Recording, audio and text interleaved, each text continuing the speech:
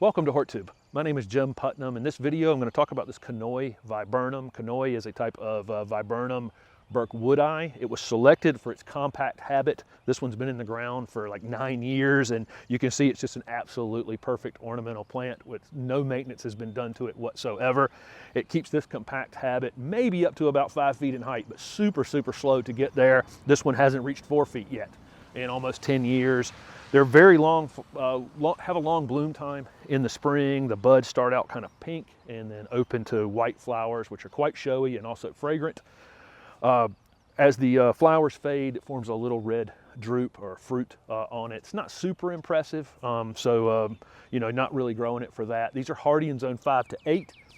Those of you in zone 7 and 8, typically this one stays evergreen. It turns kind of a burgundy, a maroon kind of color in the winter, but it does keep its leaves.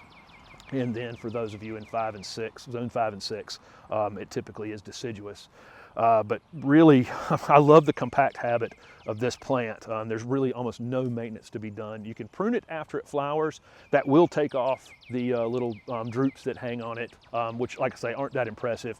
I don't think you really are going to need to prune it. On this case right here, I might go after this one limb that's sticking way up above the plant, and that would probably be it. Again, do that after it flowers. It can be fertilized at the same time. It likes a moist, well-drained soil. Almost anybody, like I say, can grow this plant as long as you don't put it in, you know, a super wet space.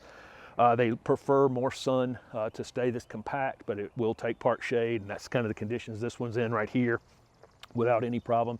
One of the main draws of this plant is just it has almost no pest problems, and then it's also deer resistant. So again, this is Viburnum Burkewoodii Conoy.